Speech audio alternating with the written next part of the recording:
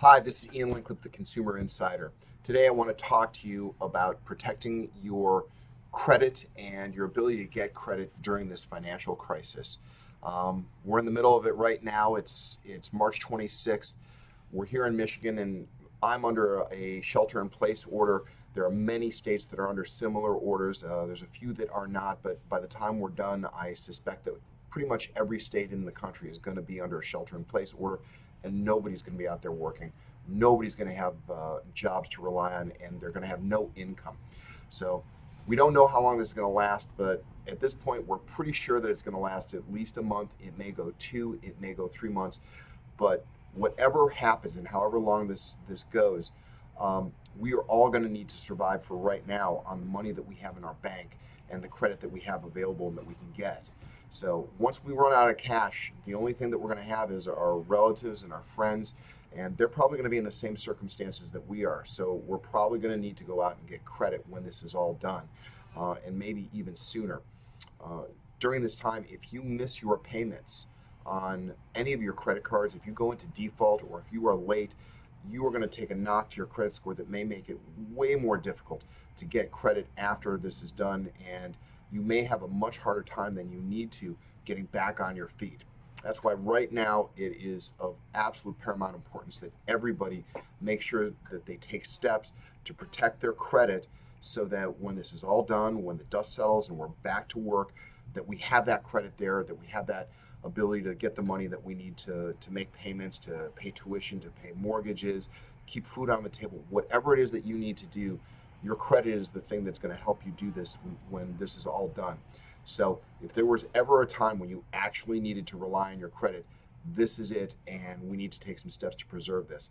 Everything that I'm telling you right now is going to be on our website. We're going to get this up in a coronavirus survival kit. It's going to be free. We are going to give you some documents, some dispute letters. We're going to give you an action plan so that pretty much everything that I'm telling you right now will be on one sheet of paper so that you know what to do.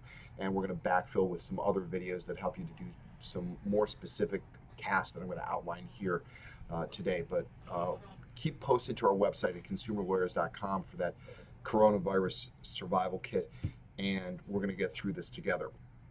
So we got 5 steps for you, 5 things that you need to do right now to start protecting your credit. And before we even start, do this. Set up a directory on your computer, a directory or a folder system on your computer where you can store all the documents that we're about to talk to you about. You want to be able to put your hands on these documents very quickly and be able to use them as needed. And if they are scattered all over, you're not going to be able to find the things that you need. And that may include things like text messages, emails, photos, screenshots, recordings, letters, whatever it is. You want this all in one place, in one directory on your computer, and it's going to make this that much easier. We don't want to make this any harder on ourselves than it needs to be. So your first step is you need to reach out to your creditors. That's your banks, your finance companies, your mortgage servicers, your student loan providers, whoever they are, and request extensions of your time to make payments. This is going to allow you to preserve your cash. Now, during that time, those creditors may continue to roll the interest. You need to know that that interest will continue to run. There may be some interest breaks that are coming, and some creditors may have those. But whatever it is right now, if you are going to need cash to survive during this time, you want to make sure that you're not sending that money out to make payments if you can defer them, and especially not if you can defer them interest-free. Now, most of the major creditors in the country, all the larger banking institutions, Chase, Citi, Bank of America, Wells Fargo, most of these companies have already initiated payment extension plans. And there will be more coming online, and smaller creditors and lenders and finance companies, they're going to have these online as well. But know that this is out there, and there will be federal requirements if they are not already in place by this very moment, by the time that you're seeing this. Before you ask for this extension, do a little research on the companies that you are requesting extensions from. So if your bank is the ABC Bank, go to their website, see if they've got a coronavirus plan, see if they're making announcements, check your emails, know what they are offering you right at the get-go, because you'll be able to ask for that right away, and you may be able to ask for more. You may be able to ask for larger extensions or repeat extensions. Know this first, and then pick up the phone, call the creditors, the banks, the finance companies, and ask for that extension. It's of the utmost importance that you do this. Make sure that you know what you can get before you call. So, second step, when you are on phone with the bank, the finance company, mortgage company, whoever it is, make sure that you verify your next due date. So you want to know exactly when it is you are going to be expected to make your next payment.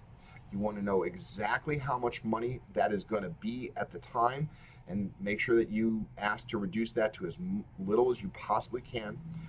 Verify that there will be no adverse credit reporting during the time in which you are not expected to pay. So if you're deferring your payment out for 30, 60, 90 days, you want to make sure that during that 30, 60, or 90 days, they're not marking you and reporting you out to the credit reporting agencies as late or in default. You don't want to trigger a default.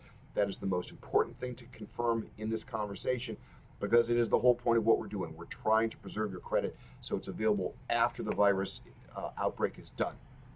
You also want to make sure that you know who you are talking to. Most of the service representatives that you are speaking to will give you a first name, and if you ask them, they will give you a badge or an employee number. You want to make sure you get that during the course of the call. And once you've gotten that information, you now have enough information to make sure that if you need to confirm this at some point, you can do that, okay? So you've made the call, you've talked to the representative, you found out who they are, and you know when you're going to make your next payment and how much. Now, the important part. You have to create a document. You have to get a document confirming this. So ask the representative to send you a confirmatory email or a note or a text message confirming the date of your next payment and the amount of that next payment, and that you will not be recorded as late. Many of the larger institutions will probably already have a standardized communication set up to provide this information to you, so they'll text message you right away saying this will confirm your next payment due date is X in the amount of Y, and you're going to be fine until that time. If you've gotten that in writing, make sure that you capture that now. So if it's coming in email, it's easy. Just print that out to a PDF, drop it into that folder.